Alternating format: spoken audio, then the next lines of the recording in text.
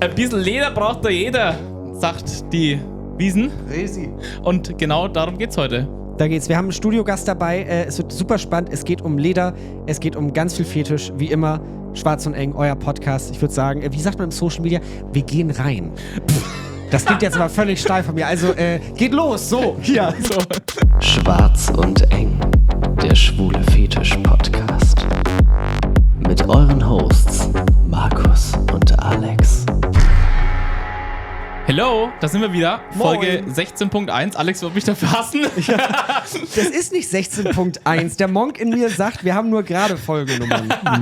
Der Hintergrund ist der, wir machen was zum Thema Leder heute und haben uns auch einen Gast eingeladen, den wir gleich vorstellen. Ein bisschen Leder braucht da jeder. Ja, haben wir vorhin schon Folgentitel. gesagt. Vielleicht auch der Folgentitel. Wir schauen mal, was wird. Was wird? Damit wir es auch gleich untergebracht haben. Toll. Nein, also wir machen wohl 2 Lederfolgen, einfach weil das Thema so groß ist. Und herzlich willkommen zur ersten Folge dazu, wo wir einfach ein bisschen über Leder im Verlauf, den Lederfetisch im Verlauf der Zeit sprechen wollen, was einfach so die Szene ausgemacht hat, was aktuelle Events sind und so weiter. Ja. Und dazu haben wir uns einen Profi eingeladen. Genau, Ja. ihr müsst tatsächlich, bevor wir, also es könnte heute für Verwirrung sorgen, ich bin schon den ganzen Tag verwirrt, denn wir haben heute einen Markus und 2 Alex hier sitzen. Natürlich mich als gewohnte Stimme, aber wir haben auch den anderen Alex jetzt dabei. Schön, dass du mit da bist. Danke, dass ich hier sein darf. Wir Ja. nennen ihn einfach Mister. Mister. Ah, Mister Leder. Mr. Leder. Können wir mal so einen Peitschenschlag und so, Mr. Können wir es irgendwie einspielen digital? Stimmt, können wir alles. So, Das wird sehr feiern. Notiz an die Produktion. Ach, jetzt bin ja ich, Mist. Ja, nee, schön, dass du da bist. Herzlich willkommen. Es geht um das Thema Leder, es geht um dich, es geht um ganz, ganz viel. Wir werden gleich nochmal fragen, wer du eigentlich bist, was du so machst und warum du heute hier sitzt. Können wir vielleicht... Das können wir ja beantworten, tatsächlich. So. Genau, aber da können, Das wir war meine gleich, Idee können wir sogar. gleich drauf ankommen. Ich möchte einmal nochmal bevor wir es wieder vergessen, an alle das da Übliche. draußen, für alle, die uns im Video schauen, vielleicht bevor wir den Satz da machen, den wir aufgeschrieben haben, ihr merkt, wir haben langsam ein richtiges Konzept. Folge 16, wir fangen an, Profis zu werden. 16.1. Oh, für alle, die uns zuschauen, ihr seht, wir sind auch in Leder gekleidet. Ich habe tatsächlich Teilleder bei Markus. Genau, für alle, die uns nicht sehen, sondern nur hören, also die uns auf der Audiospur wahrnehmen. Wir können ja mal beschreiben, also ich habe meine Motorradkombi an. Sehr hot. Ja, mal wieder, ja, hot auch. Es wird tatsächlich langsam warm hier drin, aber egal. leise. Du hast Teilleder an, du hast sehr modisches Leder an. Ich habe sehr modisches Leder an. Beschreib mal, es ist ja schon fast eine ist- Motorradhose. Das ist eine tatsächlich Modekollaboration zwischen Diesel und Alpinestars. Also So, tatsächlich ja. eigentlich auch irgendwie eine Marke, die wirklich was mit Motorrad zu tun hat, aber eine Modeerscheinung. Sehr schick, du bist generell eine Modeerscheinung. Ja. So, danke. Ist das jetzt ein Kompliment oder ein Diss gewesen? Weiß ich jetzt auch nicht. Ja, tatsächlich, und das ist auch das höchste der Gefühle, was mein Kleiderschrank an Leder hergibt. Ja. Aber das mag ich. Ja, und an sehr euch schön. finde ich aber tatsächlich auch hot. Und wer hier richtig gut gekleidet ist, ist unser Mister. Er ist halt was ein Profi. auch sehr, sehr, sehr sexy aussieht. Ich finde, Alex Ja. sieht aus, Vor allem wie ich mir einen man typischen hört das Lederkerl ja. vorstelle. Ja. Ja, man hört es vor allen Dingen. Ach. Das Geräusch finde ich aber auch irgendwie geil, muss ich ja gestehen. Also nicht, dass Es es stehen mich jetzt, ganz viele drauf. Nicht, dass es mich Stehen jetzt ganz, geil ganz macht, viele drauf, aber ich finde es ja. irgendwie angenehm, das Geräusch tatsächlich. Also es ist Ja. so ein Hallo, ich bin da. Man hört das so, das mag ich tatsächlich auch, wenn ich Motorrad fahre. Aber gut, kommen wir gleich noch drauf. Gott, ich merke, ich wollte nur eine Einleitung Sind wir machen. schon beim Fetisch angelangt plötzlich. Wie das immer so ist. Nee, es läuft Wir ja einfach wollten- voran. Genau, ich wollte eigentlich nur sagen, Hört uns in Leder. genau, wenn So. ihr Leder habt, zieht es euch jetzt an und Drückt auf Pause. postet. Jetzt sind wir eingefroren, Weiter genau. geht's. Ja, und zieht es euch an, macht ein Foto auf Instagram markieren, @schwarzundeng.podcast oder, genau. Nee, macht ihr nicht in da. den Mail schreiben. Nee, schickt uns jetzt, also Fotos per Mail brauchst du uns nicht schreiben, aber markiert uns gerne auf Instagram, dann sehen wir auch, wie ihr die Folge konsumiert. Ist natürlich auch alle anderen Fetische herzlich willkommen. Herzlich willkommen. Aber Leder wäre jetzt heute besonders passend. Genau, dann würde ich sagen, stoßen wir jetzt erstmal einmal an. Ja, so ganz wir standesmäßig. Wir haben mittlerweile so ein richtiges Ritual, merke ich gerade. Ja. Ne? Wir haben Schön, heute, dass du da bist. Wir haben heute hier ein Cheers. Blubberwasser. Das hast du mitgebracht, Alex, Ja. ne? So, kannst du gleich erzählen, was das ist? Erstmal trinken. Ein edler Tropfen. Genau, was hast du Wirklich uns da lecker. mitgebracht? MCC heißt das. Aus Südafrika. Aus Südafrika. Guck mal, es ist, glaube ich, der weit entfernteste Tropfen, den wir bis jetzt schon hatten. Also Hier in für dieser mich Folge. trifft das auf jeden Fall definitiv, ich glaube überhaupt gerne, also ja, doch. Ach so, ich glaube, das ist ja. der weit entfernteste Sekt, den ich in meinem ganzen Leben hatte, oder Champagner oder Brut, was naja, auch immer. das ist ja die Flaschengärung und deswegen fällt es unter Jetzt muss man genau Cremant, sein. Champagner, Ich diese glaube, das ist der edelste Tropfen, den wir bisher hier hatten. Ne? Ja. Na, So- teuer ist er nicht. Also Ja, aber das er ist edel. Aber der ist gut. So, Der ist und sehr der schmeckt gut. auch lecker. Schmeckt gut. Ja. Genau. Guck mal, Haben wir alles dann haben wir das offiziell Ritual abgearbeitet, gemacht. dann können wir jetzt mal unseren Gast vorstellen. Genau. Erzähl doch einfach mal, wer bist du eigentlich? Also jetzt mal ganz unabhängig von Fetisch. Wer bist du, wo kommst du Wer her? bin ich her? Ja. Nee, Alex aus Hamburg Ja. und wurde letztes Jahr zum Mr. Leder Hamburg gewählt. Und bin seitdem relativ ziemlich engagiert jetzt für die Hamburger Szene was auf die Beine zu stellen und gegen diesen ganzen Verdruss. Passiert nichts, ist nichts, passt nichts und Alle fahren nach Berlin. Alle fahren nach Berlin. Markus fährt nach Berlin. Ich muss jetzt hier Er trinken. schämt sich, ne? Er schämt sich, ja. Nein, und hab hier von Freunden den Hamburg Fetisch Crawl mit übernommen und mach auch mit meinem Freund zusammen das Hamburg Fetisch Social. Cool. Genau. Sehr engagiert. Ich wollte gerade sagen, man bekommt sehr viel mit. Ich finde, seitdem du, also auf Instagram bist du ja auch aktiv und irgendwie Insta-Bitch. So, natürlich. So wie wir alle hier. Seitdem du irgendwie, finde ich, in dieses Game reinkamst, also als durch die Mister-Wahl besonders, da hat man gesehen, ey, du hast so viel irgendwie angefasst und so viel deine Finger im Spiel gehabt, fand ich mega cool und du hast connected. Hamburg, so. Hamburg wird lauter. Ja. Ja, So wieder, auf jeden was die Fall. Also Fetischwelt das war angeht. jetzt hier Ostern Berlin, war ja jetzt gerade letztes Wochenende. Wir haben uns getroffen im Späti. Eben spät, wie wo soll es anders sein in Berlin? Ja.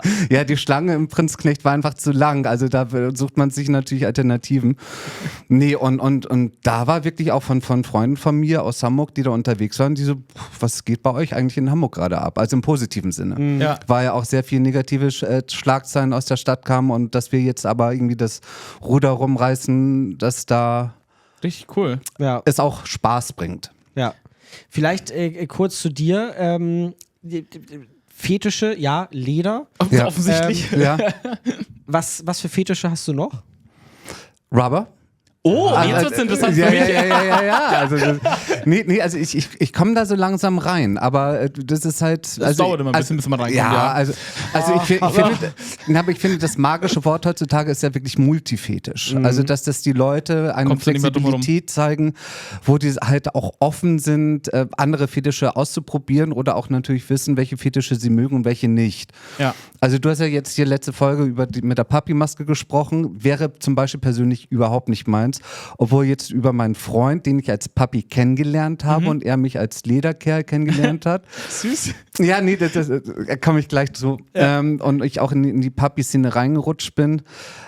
Es ist nicht meins, aber ich finde die irgendwie total cool, wie die organisiert sind und was die machen und tun und ja, es bringt Spaß. Ist auch größtenteils harmonisch in dem Bereich, was ich so bisher Also in mitbekommen Hamburg, habe. ja, ich habe gehört, dass zum Beispiel die Münchner, die hechen und staunen sich, also stechen und hauen sich. Also ich weiß nicht, was da los ist, aber es kommt Also, ja solange immer sie nicht nur wirklich- stechen, sollen sie Spaß Ja, haben. also du, wie gesagt, ich stecke nicht dahinter, ich kann das nicht beurteilen. Ja. Es wurde mir nur zugetragen, aber ich finde, das, was bei den Papis Hamburg abgeht, die sind ziemlich gut organisiert und sehr harmonisch und durch die Hamburg Fetisch Social Geschichte, die wir gemacht haben, es sind die ersten Gäste, die kommen und die letzten, die gehen. Also das ist ja toll. Also für Das ist mich super. ist es total, bringt Ja. Spaß, mit den Papis zusammenzuarbeiten. Ja. Aber ich Schön. weiß halt, die haben auch ganz viele Gegner, die damit irgendwie Probleme haben. Hast du ja Aber überall, das hatten wir auch schon immer wieder angeschnitten, ne? Leider ja. Die Verfeindungen innerhalb der Szene gibt es ja leider überall Ja. selbst innerhalb der Teilszenen teilweise. Also, Auch das kam tatsächlich nach unserer letzten Folge, kamen viele spannende Nachrichten Oh auch ja. aus der Community. Also wirklich nochmal vielen Dank an euch da draußen für die ganzen Nachrichten, Mails, Reaktionen. Gefühlt, wir tauschen uns ja auch immer aus, so nach dem Motto, wie viele Nachrichten hast du bekommen? Und Gott, kommt es dir auch so vor, dass es besonders viel war? Da kam sehr, sehr viel Gemischtes. Also ganz viele gesagt haben, ja, mega offene Community. Aber auch viele, die geschrieben haben und uns gesagt haben, nee, es gibt tatsächlich noch dieses, Anfeindung wäre jetzt zu groß, aber genau dieses Ding so, nee, Ablehnung innerhalb der Community, also genau das, was wir angesprochen hatten, dass das doch auch einfach noch da ist. Also es gibt ganz verschiedene Sichtweisen es gibt ja ganz viele Sub-Communities halt je nach Ja. Fetisch. Das ist ja das, was du sagst, mit Multifetisch, ja, aber jeder hat ja doch am Ende irgendeinen Main-Fetisch, sag ich mal, und ordnet sich vielleicht unterbewusst irgendeiner Menge erstmal zu, ist hauptsächlich vielleicht in irgendeiner Community oder Bereich unterwegs, wie jetzt ich zum Beispiel in der Rubber-Community unterwegs bin, hauptsächlich, andere vielleicht nur in der Puppy-Community oder auch natürlich auch andere Fetische, aber viel in der Puppy-Szene unterwegs bin. Du bist hauptsächlich in der Lederszene unterwegs vermutlich, auch wenn du natürlich ganz viele Kontakte in andere Bereiche hast. Aber was wir so aus den ganzen Nachrichten oder auch ich rausgehört habe, je nachdem in welcher Sub-Community du unterwegs bist, gibt es ganz unterschiedliche Handhabungen beziehungsweise auch Anfeindungen oder halt Harmonie. Das ist total verrückt. Also je nach, das waren auch wirklich E-Mails dabei, wo wir sagen, das müssen wir als Thema auch mal mitnehmen, wo ich auch erstaunt war, was ich noch nie vorher gehört habe. Ja. Also von daher ist echt spannend, wie du schon sagst, es wird einfach immer breiter, das Spektrum. Aber um mal die Rolle zurückzumachen, zu Easter Berlin, wo wir uns ja auch gesehen haben, das kommt ja wirklich im Ursprung von der Misterwahl. Also wirklich von der Mr. Lederwahl, Easter Berlin. Das Wochenende war das Lederwochenende Berlin seit Anno, wo ich noch gar nicht auf der Welt war, vermutlich.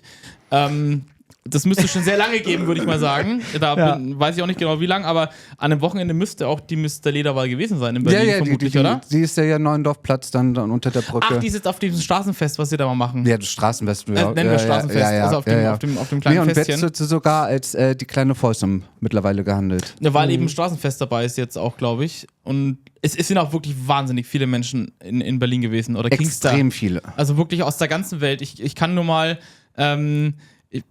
Ich glaube, da sprachen wir ja schon im Vorab so ein bisschen drüber. Wir fanden es beide ganz interessant, wenn man sich mal das Prinzknecht anschaulicht.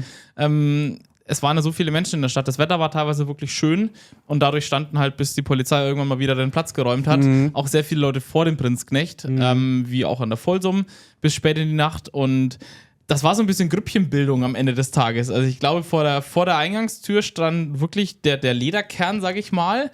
Dann auch vom Alter her wirklich eher mein Alter aufwärts. Dann aber auch wahnsinnig international. Ich habe da ganz viel Englisch gehört und andere Sprachen. Und dann aber wirklich direkt daneben war eine riesengroße Gruppe an Puppies. Gegenüber und rechts daneben. Und genau.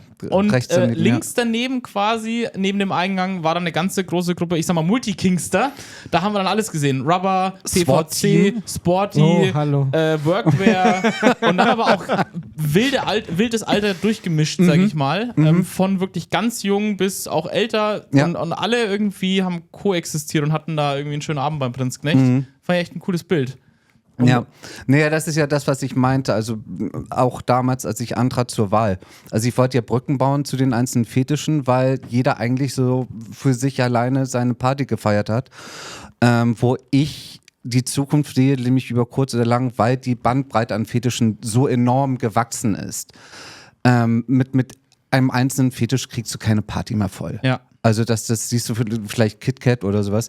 Das ist aber auch kein einzelner Fetisch im KitKat. Also eben. Das KitKat ist ja auch offen für alle. Eben. Das ist ja das Geile. Da läuft keine Leder rum, weil da stirbst du von der Hitze her. Ja. Aber da siehst du von bis auch alles. Ach, der wahre Lederkerl, der macht es trotzdem. Also, in Rubber schwitzt man auch wie ein Schwein. Ich sag nur Folsom im August, das wird lustig. Aber, wir freuen uns. Glaube ich. Ja. Folge den Pfützen, ja. Ja, aber am Ende des Tages, alle können ja miteinander koexistieren. Es nimmt ja keinem jemand anders irgendwas weg. Das ist es halt. Also, wo ich immer denke, dann können wir zusammen Party machen. Zum Beispiel Darkness. Also, dann war ich ja auch und da gab es schon Stimmen, die dann bemängelt haben, ja, es werden immer mehr Puppies. Also wirklich, also nehmen wir jetzt zum Beispiel die Hamburg Pride, wir als Lederkerle stehen da so im Grüppchen und wenn es gut läuft, sage ich mal, sind es 30 Leute. Ja. Und dann gucke ich mal rüber so bei meinem Freund, was machen die Puppies? Die passen gar nicht auf ein Bild drauf und ja, das stimmt. Die stehen mit der Kamera auf der anderen Alzerseite. Man muss ja fairerweise aber dazu sagen, auch die Einstiegshürde zu Puppy, einfach eine Puppy-Maske sich zu kaufen und sich dann im Endeffekt, wenn man vielleicht auch selber noch gar nicht bereit ist, sich in Fetisch zu zeigen, eben durch die Maske selbst auch zu schützen, die ist ja viel, viel niedriger, als wenn ich mich da in einer Volllederkluft, die vielleicht auch ein paar tausend Euro kostet, oder mehr, an den CSD hinstelle. Ja. So, also das muss man ja fairerweise einfach dazu sagen. Ja. Von daher wird das, glaube ich, einfach durch das Internet und durch die leichtere Fetischierung, was auch immer. Fetischierung. Komm, schenk nochmal nach. Fetischierung. Wir wissen alle, was ich meine. Ja. Dadurch, glaube ich, ist der Einstieg leichter, aber dann halt leichter in, ich sag mal, einfache Fetische, wie zum Beispiel den Papi-Bereich. Da können ja auch mal Lederkerle draus werden. Schön, dass du es sagst. Nee, wirklich, weil ich meinte, wenn wir jetzt als Leder-Community sagen, wir wollen unter uns bleiben und wir schließen schon im Voraus andere Fetische aus. Und da ist jemand, der vielleicht Interesse hat, der von Papi, also ich sag ja mal, in den 20ern ist man Papi, in den 30ern bist du Brother und ab 40 wirst du ein Lederkerl. Und aber wenn du dann gleich sagst, so, wir sind so elitär und wir verschließen die Tür, da hat er doch gar keinen Bock mehr drauf. Schafft ihr euch ja selber ab irgendwann. Eben, also man muss ja irgendwie die Tür offen halten. Ja. Und ich kenne mittlerweile sogar schon Papis, es sind Lederpapis. Ja, wieso nicht? Also vor allem, es sieht mega aus. Ich wollte sagen, gerade zur Papi-Hood kannst du ja ganz, ganz viel kombinieren. Also ich finde ja, die Kreativität ist ja so geil. Also die bauen ja wirklich ein Cameo? Nee, also ein alter Ego auf. Also das ist ja und bauen drumherum. Ja. Also ich finde schon faszinierend und dadurch durchbrechen sie sämtliche... Und sei es jetzt SWAT, MX, alles. Rubber-Puppies, genau. Leder. Alles. Du kannst ja wahrscheinlich auch, es gibt auch Leder-Puppy-Hoods vermutlich, da es auch Rubber-Puppy-Hoods gibt. Gehe ich mal stark von aus, dass es auch Leder-Puppy-Hoods gibt. Ja, gibt es. Ja. Also, alles erlaubt. Ja. Also von daher, ich würde mich da gar nicht verschließen. Im Zweifel, ganz ehrlich, Fetisch ändert sich mit der Zeit auch. Bei mir hat sich das auch in den letzten 5 bis 10 Jahren dramatisch erweitert, verändert. Ich würde jetzt auch nicht ausschließen, dass ich hier irgendwann mal voll Leder sitze. Also ich habe das ja auch schon du immer... wirst 40. Bald ist soweit. Der Tag kommt näher. Ja. Du hörst aber ganz ehrlich, ich persönlich finde ja hier zum Beispiel Denise-Kombis, wie jetzt Alex gerade, also mein Alex, Hallo. einer anhat, ist schon immer ziemlich hot. Mein Problem ist am Ende des Tages eher immer das Gewicht und die Transportabilität zu Events, wenn man jetzt nicht gerade mit einem eigenen PKW anreist. Und das Problem wird sich aber auch nicht lösen, wenn ich 40 bin, da ich kein Auto will. Ja. Gut, ja. Das ist natürlich ein Argument. Du hast natürlich deutlich mehr, also klar, ein Rubber kannst du irgendwie Clip-Clap irgendwo zusammenfalten und irgendwie in eine Tasche stecken. Da bist du natürlich deutlich kompakter oder auch mit Sportswear oder so, als jetzt, wenn du irgendwie Leder hast, weil du kamst ja vorhin auch an, Alex, und hast natürlich, du hast Stiefel auch angezogen, du kamst auf dem Motorrad hierher, fand ich auch schon sehr hot. Ich hab dich auf dem Parkplatz eingesammelt und dann hast du dir hier quasi auch nochmal in Schale geworfen, hast ja hier ein bisschen was, da noch ein bisschen was und da kommt ja schon einiges zusammen. Ja. Und aber gerade dieses, wo ich auch nochmal drauf eingehen wollte, Thema, der Fetisch wandelt sich mit der Zeit.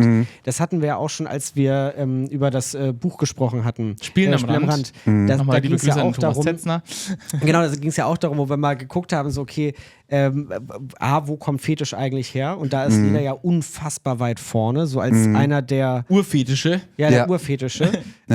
Und wie hat es sich mit der Zeit gewandelt oder wie wandelt es sich mit der Zeit? Also deswegen total spannend. Aber du hast es ja gesagt, ich muss jetzt mal in diese Kerbe quasi rein.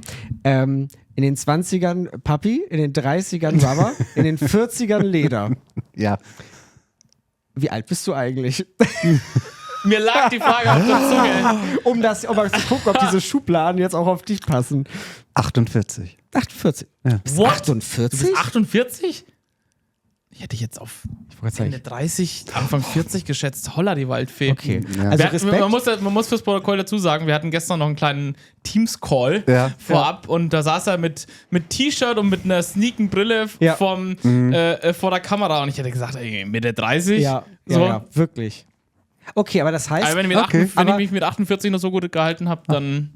Aber wann hat das bei dir mit dem Fetisch angefangen? Mit 40. Vor 8 Jahren. Ja, so, genau, Nee. Also seit wann begleitet dich Fetisch? Wie bist du da reingekommen? War es direkt Leder oder was war vielleicht irgendwie auch dein Einstieg? Das jetzt mal so ganz aus dem Nähkästchen geplaudert. Also die erste Person, die wirklich, mit der ich Fetisch-Kontakt hatte, war mein Ex-Freund, mein allererster Freund. Und irgendwie ist er in die Fetischschiene abgerutscht, nachdem wir getrennt waren. Da dachte ich so, was habe ich getan? Und dann war er auch gleich Richtung Fisten und SM. Und das war ja damals widerlich. Und nee, aber ich fand das total spannend. Und dann hat er mich damals ins Toms mitgenommen und das war ja total aufregend. Aber dann hatte ich eine neue Beziehung und das war sehr konservativ, sage ich mal. Und dann zerbrach diese Beziehung und dann war ich schon Anfang 30 und dann dachte ich so, jetzt gehst du mal los und kam richtig in diesen Lederzirkel rein und wirklich noch die alten Bootspartys, nämlich hier Cap San Diego und wie das, habe ich alles mitgemacht und es war faszinierend. Wo Hamburg noch das Drehkreuz war, quasi, das Lederdrehkreuz. Hamburg war Europa-Hauptstadt von Lederfetisch. Also das waren 2000 Gäste, waren hier in der Stadt und haben die lange Reihe belagert und sowas. Das waren Kannst du wirklich gar nicht mehr Bilder. vorstellen heute. Gar nicht vorstellen. Ja, das ist vorbei. Aber mein Problem war, ich kannte keine Leute und das war jetzt weit vor Facebook, Instagram und sonst was. Ich kannte nicht die richtigen Leute und ich glaube, deswegen bin ich heute so engagiert mit diesem Social, dass die Leute, die reinkommen, Leute kennenlernen und Kontakte haben und nicht so zum Beispiel allein wie der Prinzknecht. Prinzknecht würde ich dort zum allerersten Mal Fetisch tragen, ich würde untergehen. Also sprich lieber kleinere Kreise, wo 20 Leute, 15, 20 Leute sind oder bei unserem Call, okay, es waren 40, aber wenn du dann halt das noch runterbrichst auf die einzelnen Fetische, dann hast du dann deine 5 Lederleute. Und dann du brauchst definitiv nicht als Neuling dich alleine an Easter zum Prinzknecht stellen und hoffen, dass du einen Kontakt knüpfst. Um Gottes Willen, bloß da waren nicht. ja hunderte von Leute vorm und im Prinzknecht, da kannst du nicht erwarten, dass sich jemand anspricht. Also leider. Selbst ich tatsächlich. Ich wäre sehr gerne auch da gewesen. Nächstes Jahr habe ich es mir jetzt im Kalender eingetragen. Zusammen mit Darkness. So, ja, Zusammen mit Fäusem. Der Kalender wird immer voller. Ne? Alex hat sich vorgenommen, dass er nächstes Jahr mehr Fetisch-Events macht. Ich möchte ihn drauf festnageln. Ja, auch schon dieses Jahr. Ich bin dabei. Ich bin dabei. Bei der Fäusem. Auch, ja. Nee, aber tatsächlich, ich würde jetzt auch nicht, auch wenn ich viele kenne, nach Berlin fahren an Ostern, wenn ich nicht wüsste, an wen ich mich irgendwie so ranheften kann oder so, weil ich dann einfach denke so, nee, dann im schlimmsten Fall stehe ich dann da alleine. Gut, ich weiß, ich würde immer irgendwen ansprechen, also ich bin auch so ein Typ, ich würde wen ansprechen, aber kleiner Tipp, du machst einen Podcast. Ja, mich bist würden auch mittlerweile Menschen ganz schön ansprechen. bekannt. Ja, okay. Dich würden wahrscheinlich Würdet Leute ihr mich ansprechen und vielleicht fragen, ob ich mich mit euch unterhalten möchte? Schreibt es in die Kommentare. Oh Gott, jetzt ist wieder so, ich mache immer diese Aufrufe und dann hier. legen wir es jetzt mit so einer traurigen Musik irgendwie. Schwarz-Weiß. Das Bild wird schwarz-weiß, die Trauergeige kommt. Ja.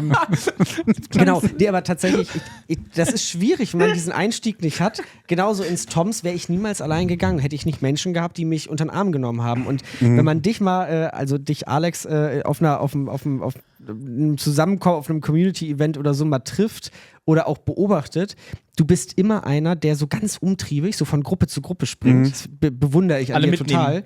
Genau, und wenn du siehst irgendwie, guck mal, da ist ein Rubbermensch, du connectest auch mal Menschen. Stell dich doch mal dazu. Also das habe ich auch schon tatsächlich auch im Toms schon mitbekommen, dass wir dann irgendwie gequatscht hatten, dann hast du wen angesprochen und dann hast du denjenigen mit mir bekannt gemacht und dann bist du weitergegangen, da hatte ich ein Gespräch, also, aber es war so positiv. Es war jetzt gar nicht so nach dem Motto, oh Gott, jetzt drückt er mir ein Gespräch auf, sondern das war Connectet euch mal. Genau, es war so ein unfassbar tolles Netzwerken. Da hast du irgendwie ein Händchen für. Da muss ich ja glatt mal mitkommen irgendwann zu so einem Social. Ja. Wenn ich mal in Hamburg Ich muss dazu gestehen, also das erste Social, was ich ja miterlebt habe, war ja Leather Social Hamburg.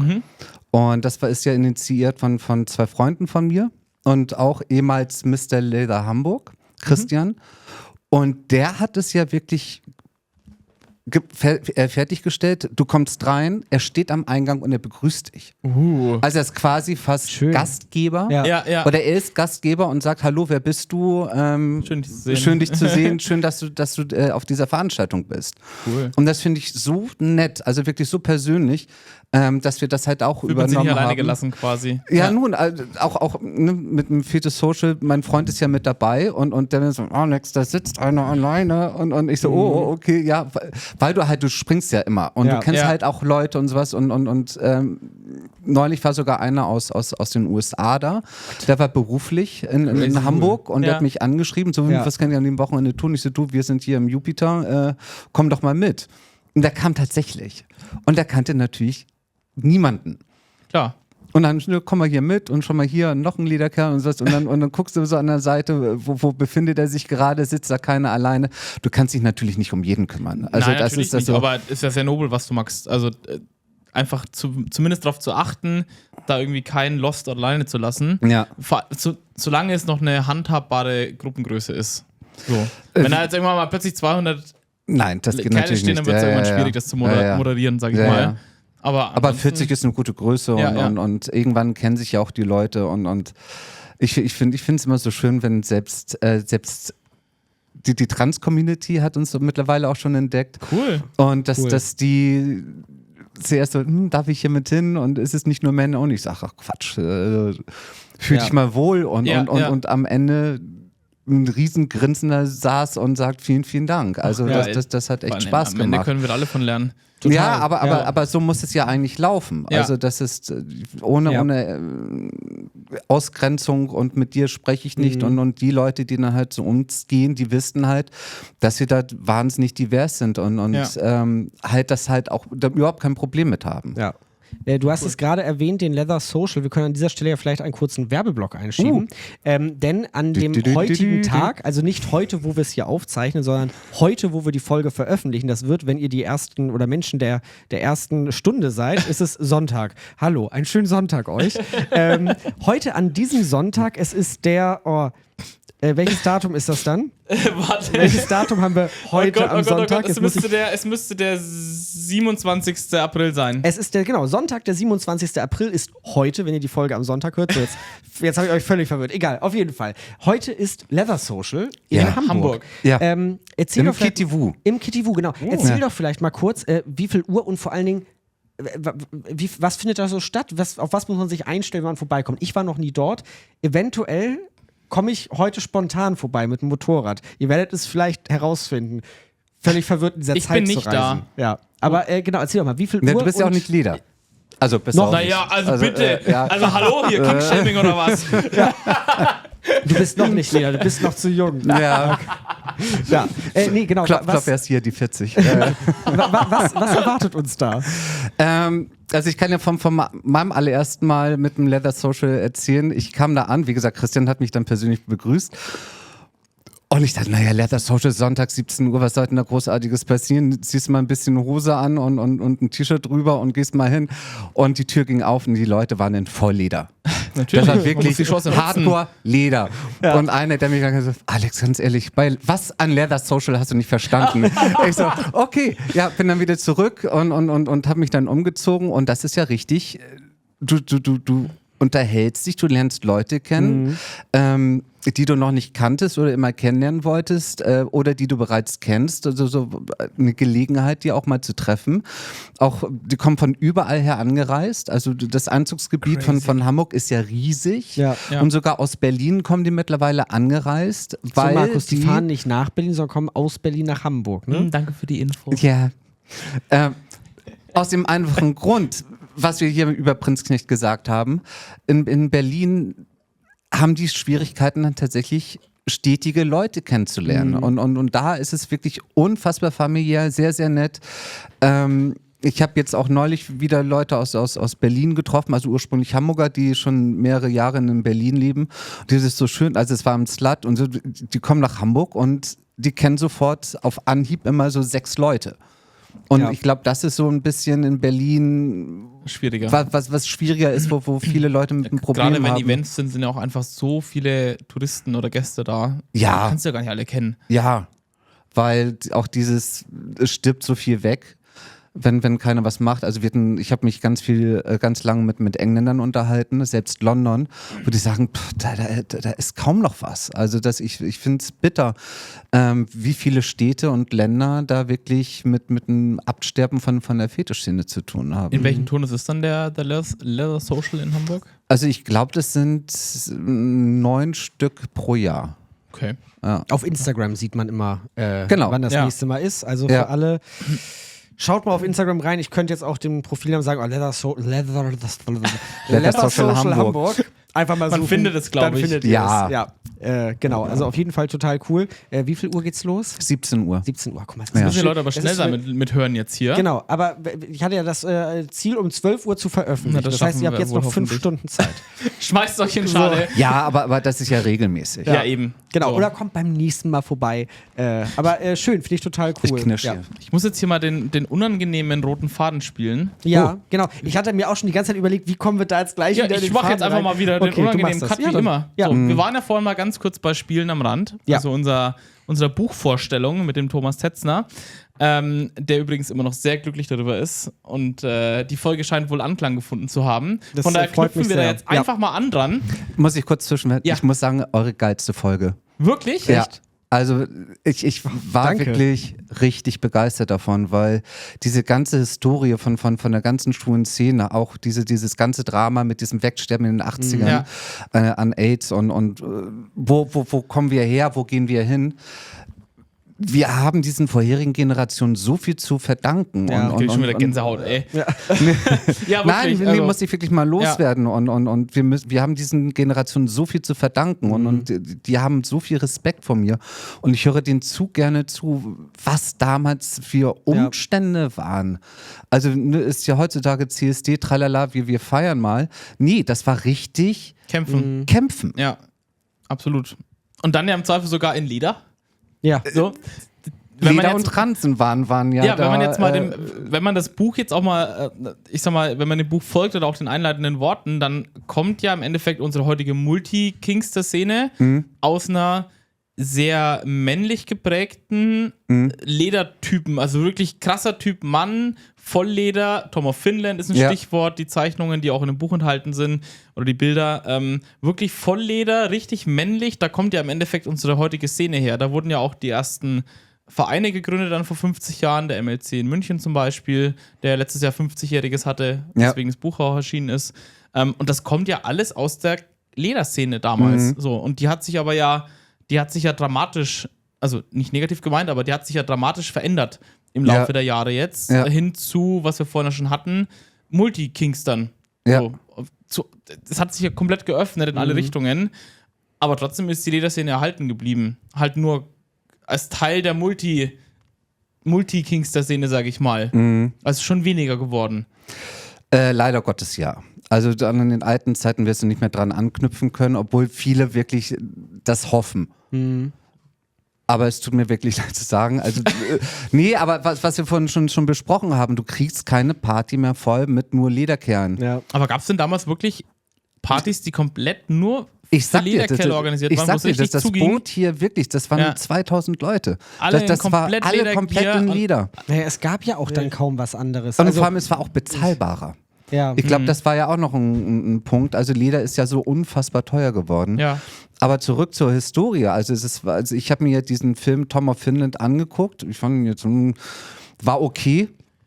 Ich war ganz interessant, woher das Ganze halt kommt. Also es war ja frisch nach dem Zweiten Weltkrieg, wo diese ganze Uniform da war. Dann auch, es ist ja auch Motorradkleidung, ja. ne, was man ja. sieht, mit Haut eng und Leder und glänzt und was bei vielen Leuten auch dieses richtige und auch Polizeiuniform, was dazu gehört, was ein sehr starkes Männlichkeitssymbol darstellt. Total. Auf mich hat das ein total maskulines, dominantes. Ja.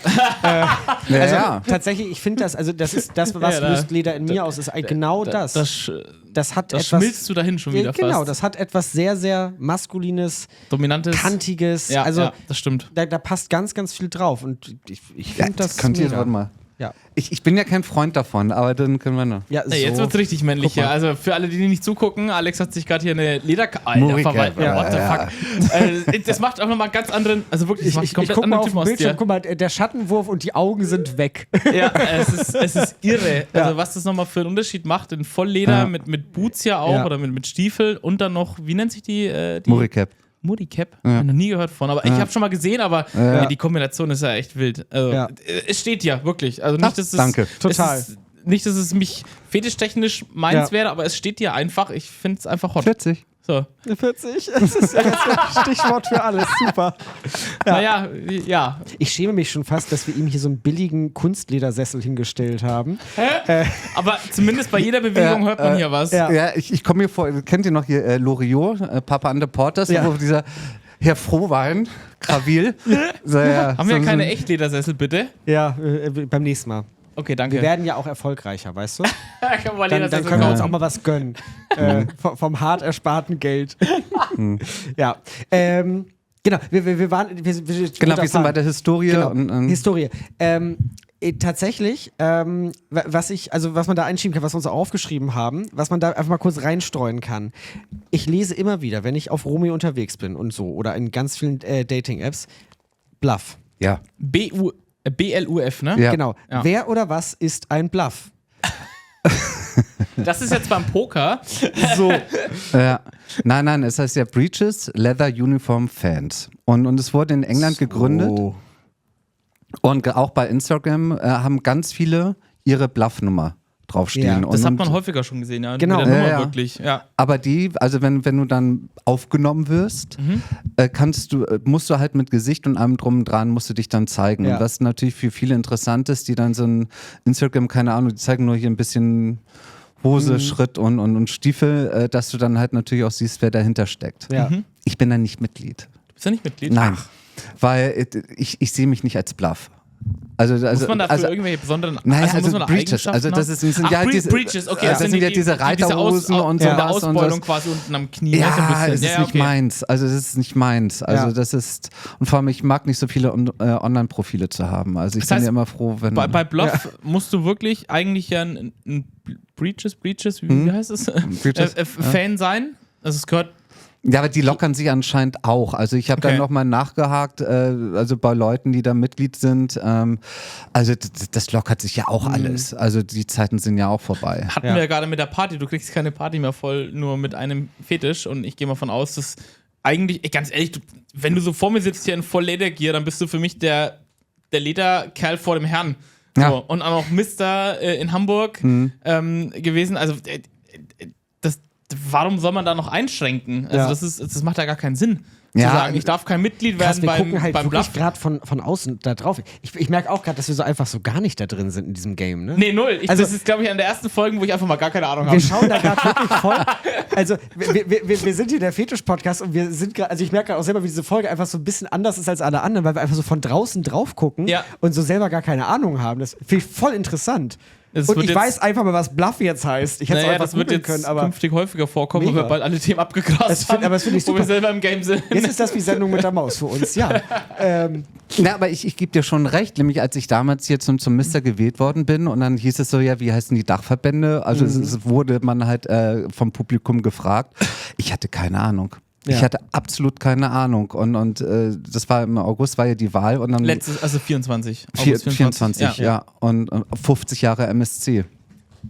MSC, für alle, die es nicht kennen, ist der Hamburger Lederverein. Motorsportclub. Motorsportclub. Okay, Ja, in ja, Hamburg. also auch kurz zur Info. auch über wieder was 50 Jahre, ne? 50 Jahre, also Ja. das war so einer der ersten. Und Ja. damals hieß es Motorsportclub, nämlich mit schwuler Männer Lederverein. wäre man nicht weit gekommen. Wärst Das ist du ein nicht bisschen- das ist ein doch bisschen- ins Gefängnis vielleicht. Das aber ist ein bisschen im Buch, im Spielen am Rand, um nochmal da was zu berichten, auch beschrieben, dass man damals sich wirklich teilweise ja unter dem Deckmantel auch getroffen hat, in diesen Clubs auch, weil da teilweise ja, also das war ja kurz nachdem es legalisiert wurde, auch Schwulsein legalisiert wurde oder nicht mehr verfolgt wurde, da war man halt noch vorsichtig.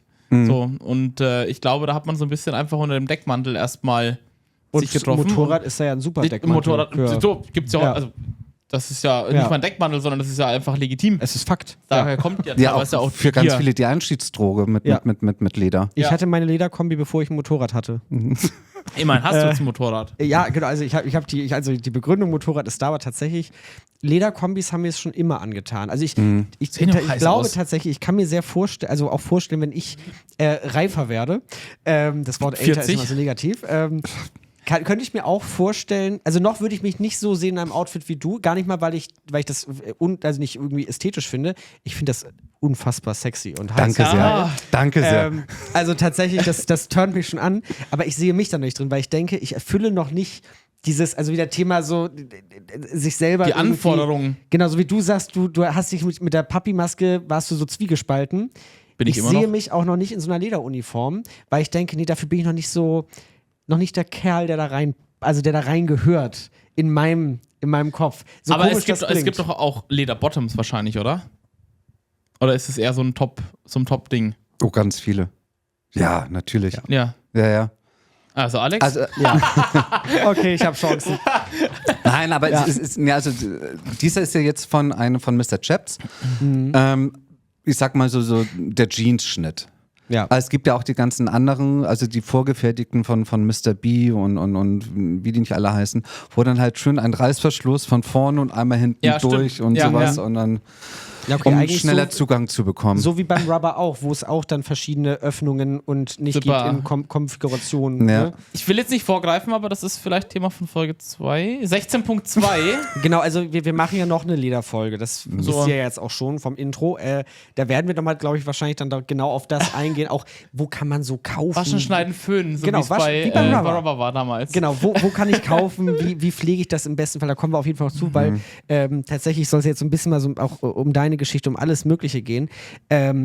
Wir hatten das vorhin so ein bisschen, welche Fetische hast du? Ich finde es ja, also ich hatte jetzt ja gerade beschrieben von mir, ich finde es einfach unfassbar ästhetisch, ich finde es geil anzusehen, ich finde das Geräusch geil. Der Geruch. Der Geruch, ich finde Ich mag tatsächlich, den von richtig gutem Leder auch den Geruch. wenn ich im Sommer nice. in meine Motorradkombi einsteige, oh Gott, ich finde das, also auch jetzt Wenn die gerade, warm wird und man wenn ich die auch wenn einfach die so warm anfasse. wird, dann riecht die auch echt nice, richtig geiles Leder. Ja, und auch das Anfassen und ich finde die Haptik total toll. Wie ist das bei dir? Was gibt dir Leder und vor allen Dingen, und das ist, finde ich, auch mal noch eine spannende Frage, Fetisch nur zum Angucken oder ist Leder bei dir auch im Bett ein Thema? Primär wirklich nur zum Angucken. Also ich finde, es ist jetzt nicht ein Fetisch, wo man sagt, oh, damit habe ich Sex. Also ich kenne, es gibt ja auch Lederbettwäsche, also Leute, die da komplett drauf abfahren und nur noch Leder um sich haben, sehe ich jetzt nicht so. Und vor allem, ich habe meinen Freund, also ich muss da jetzt auch nicht durch irgendwelche Darkrooms huschen und sowas. Ja. Es ist nicht meins. Also für mich ist primär die Freude am Tragen. Also das auf jeden Fall. Okay, also wirklich genau dieses ästhetische Ding, das Angucken, Geräusch. Ja, und gerade jetzt hier Haptik mit Rubber, also ich finde so Leder auf Leder und wenn du dann, es fühlt sich einfach mega geil an. Ja. Bei Rubber bin ich immer so, Man klebt fest. man klebt fest, ne? Also das ist so Ja. wie zwei Gummis so aufeinander.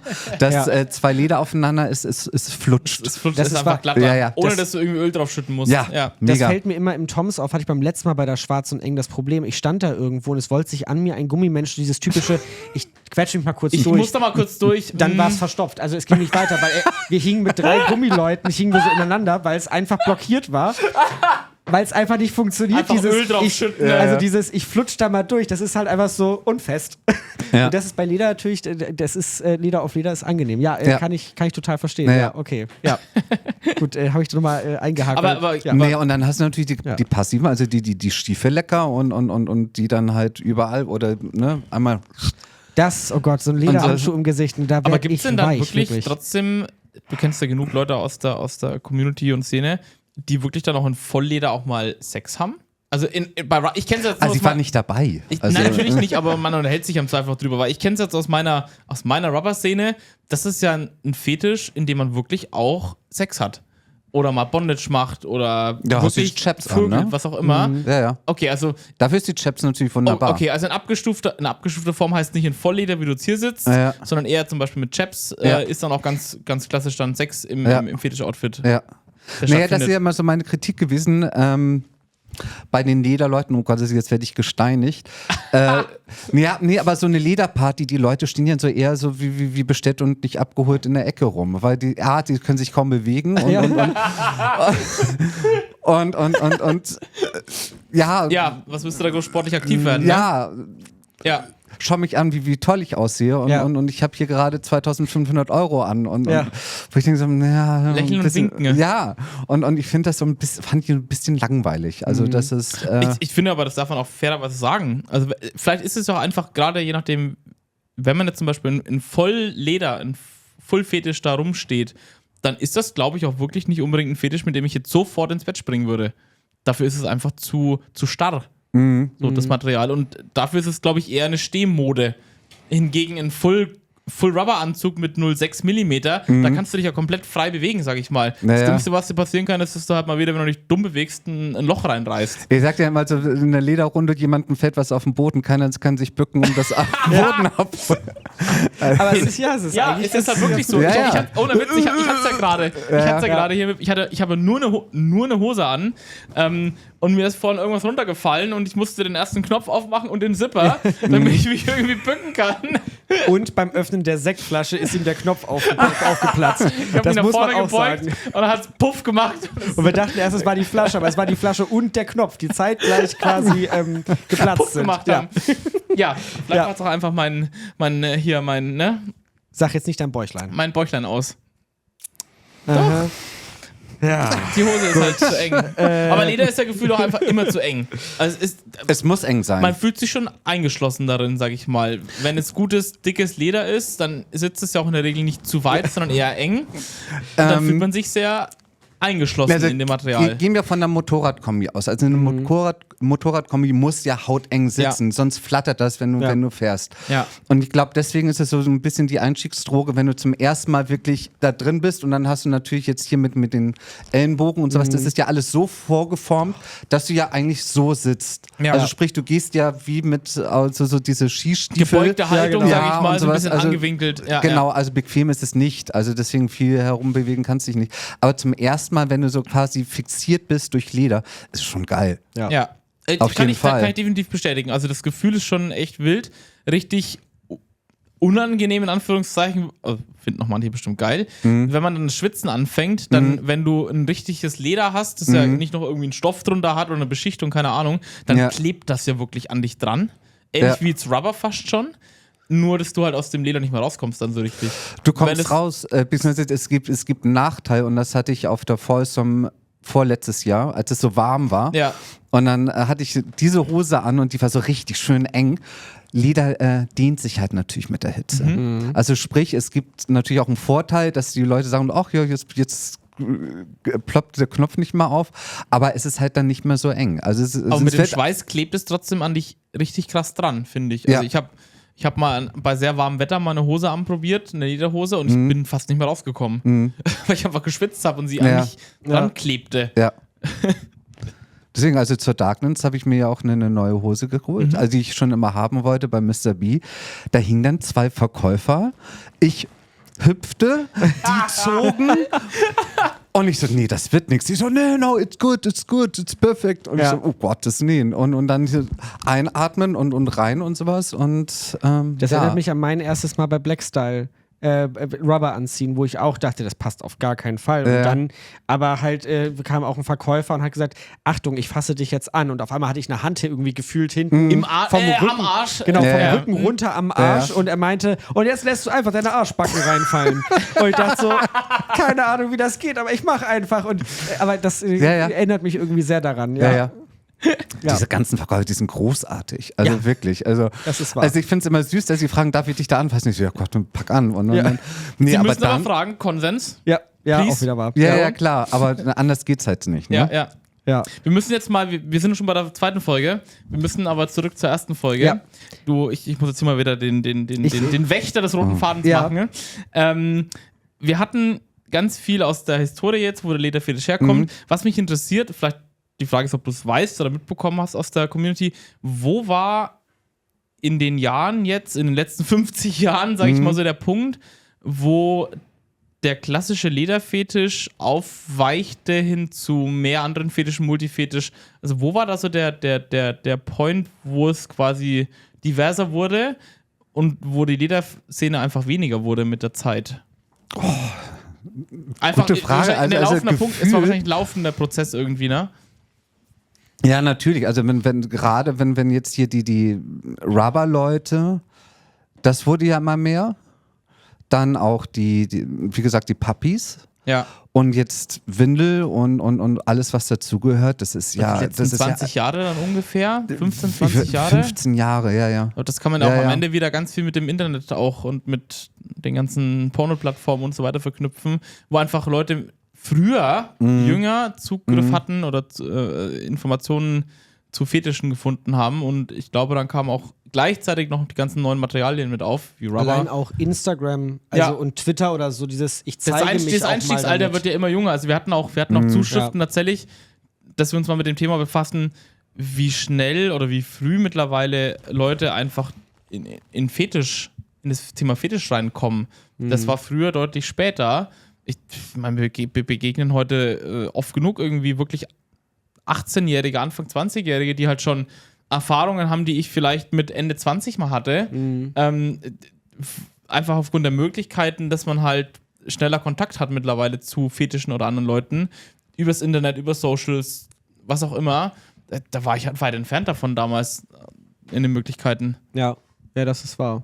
Aber ich finde die Mischung am Ende schön und trotzdem, um jetzt mal den Bogen zu spannen, ganz geschickt, gibt es ja immer noch die Mr.-Wahlen zum Mr. Leder. Du bist ja letztes Jahr im August, wie wir gerade gelernt haben, zum Mr. Leder Hamburg gewählt worden. Erzähl mal ein bisschen, wie muss man sich das vorstellen? Also für mich ist das ein Buch mit 7 Siegeln. Einer meiner besten Freunde ist tatsächlich Mr. Leder Bavaria gewesen. Benji, wahrscheinlich kennst du den auch. Über 2 Jahre lang, sogar wegen Covid, ein extra Jahr gemacht. Und da habe ich natürlich ein bisschen was mitbekommen. Der hat irgendwie immer den MLC repräsentiert, auch mal bei Mr.-Wahlen im Ausland teilweise oder halt innerhalb von Deutschland. Also irgendwie besucht man sich dann da ja auch gegenseitig. Die Mister tauchen dann ja auch bei den anderen Mr.-Wahlen wiederum auf mit ihren Scherben. Scherben, für die alle, die das nicht kennen, das ist im Endeffekt erklärst du uns zwar für die, ja.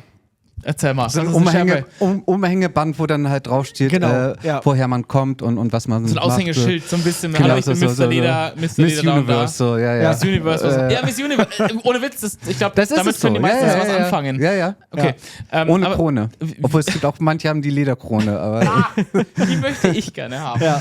Die kostet irgendwie so 30 Euro oder sowas. Ja. Geil. Ja. Wie muss man sich das vorstellen, so eine Wahl? Und wieso macht man das heute noch? Und was repräsentiert man da am Ende mit? Also einfach nur das Verständnis. Also okay, es ist unterschiedlich von Stadt zu Stadt. Okay. Also es ist zum Beispiel die Münchner, die machen ja richtig Hardcore-Programm mit Vorauswahl und dann über Wochen haben die ja irgendwelche Programme, wo die sich vorstellen müssen und ist ja auch Bavaria, also sprich, die müssen ja noch überall herumtingeln und von Nürnberg bis sonst wohin sich vorstellen, also das ist richtig Programm. In Hamburg war also, wir sind froh, dass wir jemanden gefunden haben. Und oh Gott, ja. Hallo, ich will. Einstimmig. Nein, aber wir waren am Anfang zu dritt und dann leider Gottes nur noch zu zweit und war dann, aber mit Kai zusammen, war eine richtig spannende Zeit. Also das war. Wie fand die Wahl dann statt und wo in Hamburg? Die fand übel ungefährlich statt. Okay. Ja. Also das war für alle, die es nicht kennen in Hamburg, das ist eine Party-Location im Bunker. Feldstraße, der jetzt so genau. Da sind nochmal tatsächlich größere Partys, da passen auch viele 100 Leute rein, in Übel ungefährlich. Ja. Und da habt ihr die Wahl gemacht? Da haben wir die Wahl gemacht, ja. Nee, aber das war dann aber wirklich hier das war zum CSD, dann auf der Hauptbühne vom Rathausplatz Interview und von allen reden und dann Slut auch noch. Ja, das ist völlig an mir vorbeigegangen. Das ist nicht ohne. Also das ist nicht so ein bisschen jetzt die Schärpe und viel Spaß, sondern du musst da schon einiges für tun und dann halt natürlich auch mit einem Programm ankommen, wofür du stehst und was du tust und wirst am Ende von der Community gewählt. Ja. Und wie bist du, was war dein Punkt zu sagen, ich lass mich da mal aufstellen? Also war das ein Moment, wo du gesagt hast, ich mach das jetzt oder wurdest du eher angesprochen, Mensch, das wäre doch was für dich? Ich habe das irgendwie bei anderen Leuten so mitbekommen, wie gesagt, Christian kannte ich ja und Uli, mein Scherpenvater. Und da dachte ich, ach komm, das machst du noch irgendwie ein bisschen spannender. Ja. Und ich glaube, das fing damals schon an, auch mit dem Fetisch-Social und sowas. Das fehlt doch, komm, das muss doch einer mal anpacken. Ja. Und dann dachte ich so, komm, machst du das mal. Aber ich wusste auch nicht so ganz, was mich erwartet, muss ich ehrlich gestehen. Ich kann es ja auch überhaupt nicht greifen, obwohl ich ja sogar einen Mister sehr gut kenne aus Bayern. Ja. Das ist so schwierig greifbar, irgendwie, welche Pflichten man am Ende dann hat. Und auf was man sich einlässt am Ende des Tages, das ist echt spannend mal zu hören. Und du bist mit dem Gedanken herangegangen, das hattest du ja vorhin schon gesagt, so ein bisschen die Community zu vereinen oder zu bilden. Brücken zu bilden. Ja. Weil ich das war dein Konzept, oder mit dem du dich auch vorgestellt hast, oder was du schon vor der Arbeit hattest? Ja, okay, und damit wurdest du gewählt. Also ich war ja mit dem Partykomitee mit dabei vom Überungefährlich. Und dann haben wir da schon gesagt, so eine reine Lederparty wird nix. Also wir müssen irgendwie noch die Puppies mit ranholen und die Rubber-Leute und sowas. Und dann habe ich wirklich tatsächlich schon die angesprochen und sagen so, ich möchte, dass wir hier gemeinsam feiern. Und die waren diejenigen, die mich gewählt haben. Ja. Cool. Und das war zum CSD in Hamburg dann. Und da war an dem Abend glaube ich, sogar eine Party im Überungefährlich. Letztes Jahr Jahr genau. zum Hamburger CSD, ne? Genau. Ja. Das heißt, dann warst du gewählt. Was für Pflichten hat so ein Mister? Also was musst du dann eigentlich alles machen? Also meine erste große Veranstaltung, die erste Veranstaltung war tatsächlich die Papi-Wahl, die war rein zufällig in Hamburg am Wochenende darauf. Und danach kam schon die Folsom. Und das war dann später, wirklich Hardcore. Also dann bist du da wirklich mit deiner... Da liefst du auch mit Scherpe rum dann wahrscheinlich und wirklich als Repräsentant, sag ich mal, von Da haben Hamburger wir uns ja Verein. sogar getroffen, ein Foto zusammen gemacht, ich erinnere mich. Ja. Wo war ich denn da? Da warst du wieder Sekt trinken oder so. Okay. Nee, du warst schon weg. Ja, doch, genau. Komm ich gleich drauf zurück. Ja. Und nee, da war zum Beispiel, dass wir an den Haupteingängen stehen und Spenden gesammelt haben. Und ich war leider Gottes vom Axel Hotel und es war ja so kalt. Und da zieht ja ein Wind und was habe ich gefroren? Aber dann lernst du nach und nach die ganzen anderen Scherpenträger kennen. Es gibt übrigens nur noch, dadurch, dass ja Bavarian Mr. Fetisch es jetzt ist, Mr. Leder gibt es nicht mehr. Es gibt nur noch 2 Ledertitel in ganz Deutschland. Was? Ja. Ach, und der Rest hat sich jetzt alles auf Mr. Hamburg Fetisch umgeswitcht, oder? Ja. Hamburg und Berlin. Der Rest Ach, ist. das ist ja verrückt. Ich habe die Mr. Fetisch-Wahl in Bayern mitbekommen, weil ja auch Benji aufgestellt war dafür, als einer von den beiden. Aber ich wusste nicht, dass das den Mr. Leder ersetzt. Ja. Ach, verrückt. Ja. Ich hatte das auch immer nur, also ich sehe das ja auch so auf Instagram so von ein paar Profilen, so ja, hier Mr. Fetisch und so. Und ich dachte, also in meiner Welt war es immer so, dass es wirklich beides gibt. In Hamburg gibt es beides aktuell. Wir haben beides, weil Mr. Fetisch und Mr. Leather. aus dem Grund, wenn wir jetzt sagen, oder mein ehemaliger Club, du mit Leder alleine kriegen wir nichts mehr hin, wir machen Fetisch, dann gibt es nur noch, dann beerdigen quasi den Mr. Leder-Typen. Ja. Ich glaube, der letzte Mr. Leder, der übrig bleiben wird, ist definitiv Berlin, weil da ja auch das ganze Easter Berlin drauf aufbaut. Ja. Wo wir vorhin also ein bisschen thematisch herkamen von. Naja, aber Jetzt muss einer übrig. Also es wäre wirklich schade, wenn es gar kein Mr. Leder mehr gibt. Im Zweifel kann man sich ja darauf einigen, dass es vielleicht ein Mr. Leder Germany gibt. also Bavaria kommt tatsächlich, die Scherbe kommt ins Museum. Also, echt? Ja. Nach genau Krass. 50 Jahren. Irgendwie sowas. Effektiv weil tatsächlich letztes Jahr. Aber so wandelt sich halt Krass. die Zeit. Ja. Also ich finde es jetzt auch gar nicht so verwerflich. Also das, was wir hatten, also Multi-Kingster, Multi-Fetisch, warum dann nicht ein Mr. Fetisch? Ja. So, im Zweifel kann da sogar jemand kombinieren und sagen, das habe ich sogar schon mal gemacht, ich habe einen Full-Rubber-Anzug an und darüber eine Lederkombi. Ja. Fühlt sich tatsächlich geiler an. Eben, so what? Also so ich bin what? so schon mal ist Motorrad doch- gefahren, es ist ein sehr geiles Gefühl. Ja, der liebe Benji, von dem ich vorhin schon sprach, der fährt regelmäßig im Sommer mit Vollgummi und Lederkombi drüber, Motorrad, einfach nur, weil er es geil findet, dass er halt in der Kombi Ja. einen vollen Schweißausbruch hat und stirbt. Ja. Und steigt dann nicht 5 Kilo spontan leichter ab, oder? Ja, Und also schüttet einmal die Boots aus und hat 5 Liter Wasser verloren. Ja, warum aber ist nicht? schon ganz geil. Jeder, wie er es ja. braucht. Ja. Ganz einfach. Ja, also das heißt, genau, du Genau, auf und dann Veranstaltungen, lernst du die ganzen anderen Mister kennen, also von bis, also ich fand es ja auch zu Darklands, es hat ja auch ein bisschen Überhand genommen. Also du hast ja von Puppy zu Rubber zu Mr. hier und da und Mr. Eagle und jeder Club hat dann seine eigenen. Overload fast schon. Ja, also wo man sich auch wirklich fragte, okay, wer bist du jetzt und kannst du ja gar was nicht alles machst merken, du jetzt ja. alles und sowas. Ja, ist so. Ja. Aber man muss auch dazu sagen, die haben alle eine Mission und wollen natürlich ihre Stadt, ihre Community bekannter machen und sind auf Werbezug und man muss, ich habe das euch gestern ja schon gesagt, also das, was ihr macht, ist ja quasi auch eine Art Ehrenamt, nämlich ihr verdient ja dafür kein Geld und genauso ist es auch beim Mister. Wenn ein reicher Club dahinter steckt, dann werden irgendwelche Reisen noch bezahlt, aber ansonsten das meiste geht halt auf eigene Tasche. Und da muss man auch Lust Freizeit. haben, da muss man auch Lust haben, dahin zu reisen im Endeffekt. Und das Freizeit mit Ehrenamt zu verbinden. Ja. Ja. Also es ist halt immer nett, also je nach Stadt, die du dann besuchst, kriegst du halt freien Eintritt und sowas in der Richtung. Also es hat natürlich auch so ein Aushängeschild, so was weiß ich, Wien feiert, also Wien in Schwarz, großartig, kann ich empfehlen. Schon von gehört, ja. So liebevoll gemacht und wenn dann plötzlich 6 Scherpenträger da sind, dann ist das schon so, wow, also man beachtet uns. Ja. Ja, natürlich. Und, Ihr habt ja einen und ich habe das jetzt gesehen und mache jetzt dafür Werbung. Ihr habt ja also, im Endeffekt einen offiziellen Titel.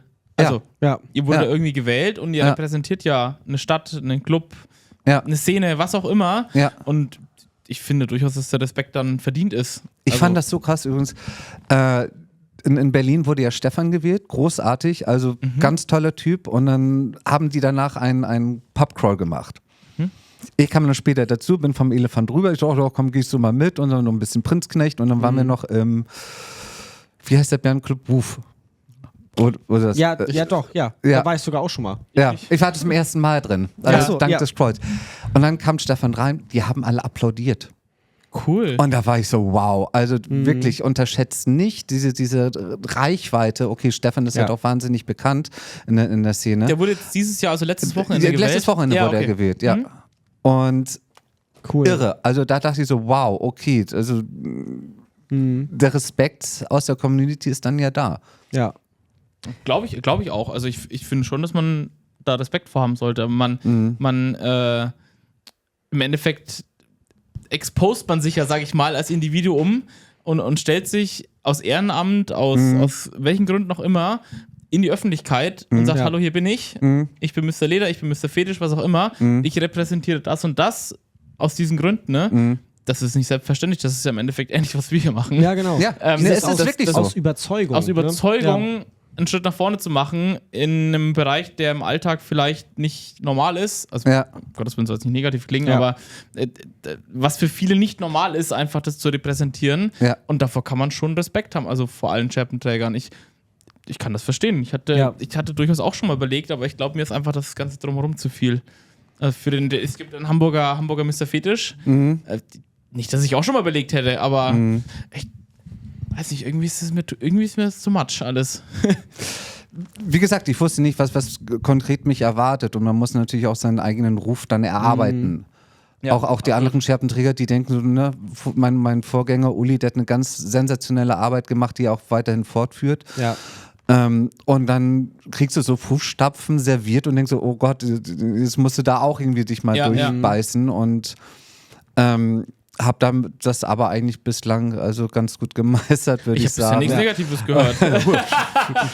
Also wirklich. Nein, aber auch von den ganzen anderen Schärpenträgern aus den anderen Städten. Es sind so tolle Menschen, wirklich ganz, ganz tolle Menschen. Es wird ja immer bemängelt, dass die Schärpenträger dann alle so untereinander glucken. Es kommt meistens daher, weil die verstehen einen. Und viele sind dann halt natürlich auch zu Gast, also jetzt allein bei Eastern, da war Polen, Mr.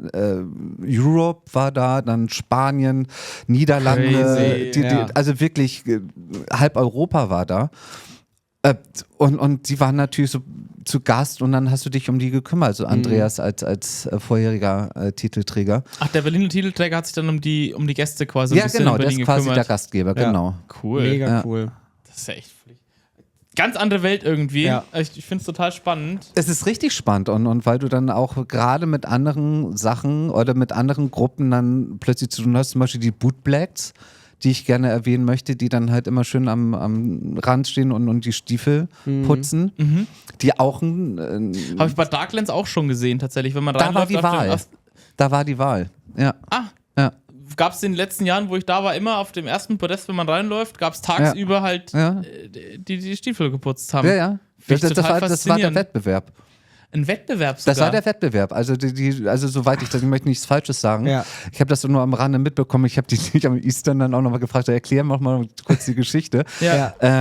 Aber das ist halt auch wieder in den USA entstanden und die waren dann zum Beispiel bei der Wahl von International Mr. Leather, waren die mit dabei und haben schon immer schön Stiefel geputzt und die sind ganz groß, jetzt auch zum Beispiel Richtung ob Frau, Mann, transsexuell, die haben sich für alle geöffnet und sind da wahnsinnig entspannt und sind halt auch im Grunde genommen Teil der Leder-Community und der Fetisch-Community. Also, absolut. Ist halt eine Sub-Community mal wieder, aber davon gibt es ja in jeder Community genügende. Wahnsinn, ja. Und vor allem so ein Stiefel ist jetzt nicht so, so wie ich jetzt hier so 5 Minuten ist man durch. Nee, also da sind die schon, glaube ich, eine Dreiviertelstunde. Ich glaube, da kann man sich schon perfektionieren dran. Ja. Aber ich hätte nicht die Geduld. Zur Pflege kommen wir ja in der nächsten Folge. Da kommen wir auch auf jeden Fall drauf. Der perfekte Übergang, wir haben schon über eine Stunde gelabert, wie immer. Haben wir schon? Ja, wir versammeln uns hier völlig. Ja, guck mal, so vergeht die Zeit hier. Ach so. Sagen wir doch, wir kennen uns doch. Ja. Wir haben schon wieder die Stunde gerissen. Wir müssen das jetzt hier mal zum Ende bringen, glaube ich.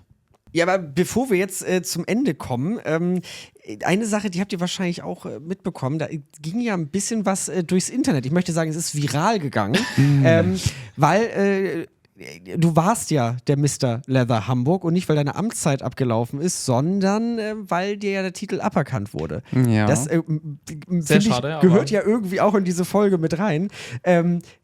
Erzähl mal kurz, Titel aberkannt, warum? Also, was war da? Also es sind verschiedene Faktoren, aber eins davon zum Beispiel, dass wir den Hamburg Fetisch Crawl, kann ich das eigentlich mal hier zeigen? Ja, natürlich, Ja, unbedingt. Guck mal. Werbematerialien. Ein Beutel Ja, sogar. genau. Für alle, die Halt das schön in die zugucken. Kamera. Ja, aber das sehr sieht einfach schön. cool Ja. aus. Ja. Ja. Mit einer Äpfelhammer drauf. Geil. Ja. Haben 4 Freunde, haben das vor 9 Jahren ins Leben gerufen und die waren nach 9 Jahren einfach müde. Also quasi wie bei euch hier mit Schwanz und Ehrlich, dass diese Schwanz und ehrlich, was? Ja, Achso, wer ist das? die Ja. anderen waren müde. So, Ja. ich dachte, wir. Alles gut. das ist schwarz und eng. Ja, ich dachte, du meinst uns mit Schwanz und ehrlich, weil wir haben es selber schon ganz oft Ich dachte, warum verwechselt. bist du so empört? Ich dachte, du meinst uns mit Schwanz und ehrlich. Nein. Alles gut, Entschuldigung. Ich hab nichts gesagt. Die waren ja irgendwie nach bestimmten Folgen, waren ja auch müde und so, ne? Ja. Wir wollen nicht mehr und sowas. Und so was. Oh Gott, da rutscht er weg. Erzählen Sie weiter. Ja. Und ja, und da war halt aber auch die Prämisse, also so, Alex, ich traue es mir an, und da war ich halt noch Mister, wir machen das aber hier, mach das ohne den Verein. Und ich so, du, mein Versprechen hast du, also mache ich dann so. Und dann haben wir eine nette Truppe zusammengetrommelt und hatten ja jetzt dann auch schon den ersten Crawl und war auch sehr nett. Naja, und der Verein war dann, ja, und dann haben wir noch unseren Fetisch-Social, den wir machen. Aber das läuft halt ebenfalls auch ohne den Verein. Und da war der Verein ein bisschen angefressen. Also, wieso macht unser Mister 2 Projekte und wir sind da jetzt nicht mehr auf der Liste mit drauf. Ich habe mich zu einer anderen Geschichte dann halt auch eindeutig positioniert für die Community. Und dann haben die gesagt, ja Gott, wenn er für den Verein nichts macht, dann braucht er auch die Kein Schärpe Titel. nicht. Genau. Also, Also das ist dann... verstehe ich. Also, keine Ahnung, du bist ein Mensch, du machst hier so viel für die Community. Wir haben so einen sympathischen Eindruck jetzt gewonnen, die Ja, letzte Stunde. ja. Ich finde das irgendwie ein völlig falsches Ich Zeichen. würde sagen, pro Community. Ohne Ja, vor allem, ich muss ohne mal was Detail- zeigen. Ja.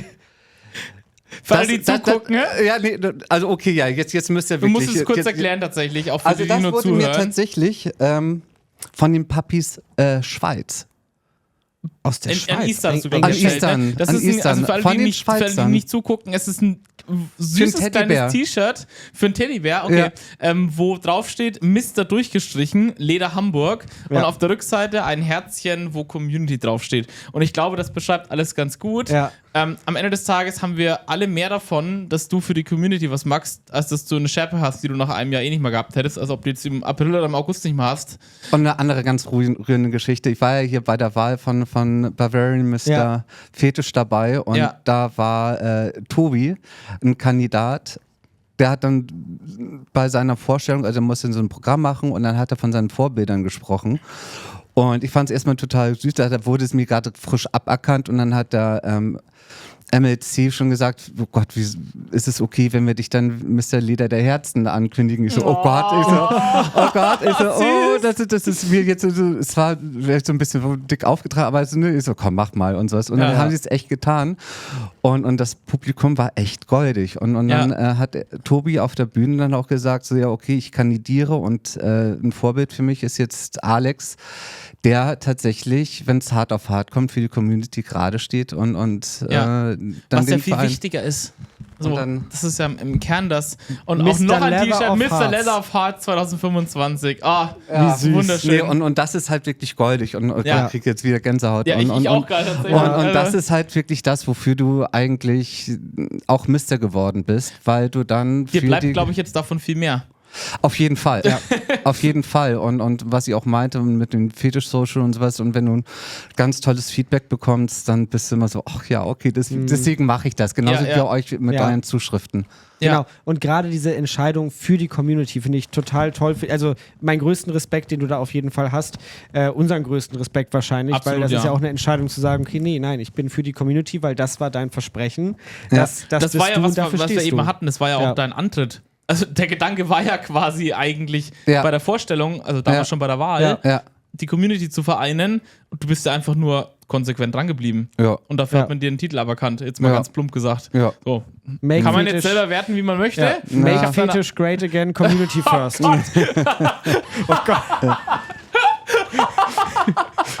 Wo wir beim Thema Wahlversprechen sind. Ja. Okay, das ist jetzt ein hartes Ende, aber. Nee, ein Ende habe ich ja noch. Wo du gesagt hast, du hast mir damals auf der Folsom diese Karte gegeben. Nein! Wo Markus' Unterschrift fehlt. Ach, geil, die fehlt ja immer noch. Die fehlt ja immer noch. Okay, warte, ich habe ein weißes Edding. Ich hatte Nein! Deswegen. Und Ich war ja damals, ich musste das jetzt mal ganz kurz überbrücken, bis Alex hier aus den Tiefen seines Koffers ein Edding gefunden hat. Ich war ja so. Alter, das ist ein scheiß ganzer Koffer mit Autogrammkarten voll. Brennst du oder was? Oh. Naja, für alle, die zugucken, Alex hat gerade ungefähr 500 Autogrammkarten in der Hand. Nee, ich habe zu Hause noch 1000 liegen. Ja. Die waren im Tausender-Pack waren die günstiger. Okay, jetzt mal ganz offiziell. Jetzt bin ich nicht mehr so verschämt wie damals. Bei der Folsom habe ich nämlich mich noch nicht getraut, die zu unterschreiben, weil ich es albern fand. Jetzt mittlerweile habe ich akzeptiert, dass es wohl okay ist. dass du berühmt bist. Du Genau. kannst dir gleich ein paar mehr noch unterschreiben, ne? Dann kann er die noch für Fanpost Für oder alle, so. die eine per Fax möchten, bitte einmal kurz Bescheid sagen. Ein frankierter Rückumschlag, ne? Ja, der Edding ist kaputt hier. Oder ich bin Aber irgendwie ihr zu hängt dumm, dann das an zu meinem benutzen. Kühlschrank. Du kannst auch eine haben, die vielleicht nicht zerknittert ist. Nee, das muss die sein. Das ist hier, Okay. das ist Folsom-Knick. Ja, ich glaube, der eine Edding war noch neu und war festgetrocknet oder so. der ist das genau so. Ich Freunde, red was mal ist denn weiter, hier bitte, los? danke. Ja, was ist nie, aber das finde ich ganz toll. Genau, auf der Folsom, da hatte ich die verteilt, Markus war geschockt und ich fand das einfach eine großartige Idee. Und du warst einer der Ersten, der die Autogrammkarte hat. Jetzt Ja. auch mit Markus' Unterschrift. Und Ja, dem Herzen endlich. drauf.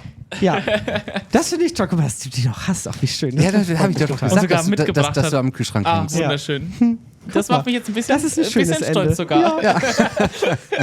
Dann haben wir jetzt ein schönes Ende gefunden und möchten einmal ganz kurz Werbung machen für die nächste Folge, die wir dann in roundabout x Wochen veröffentlichen.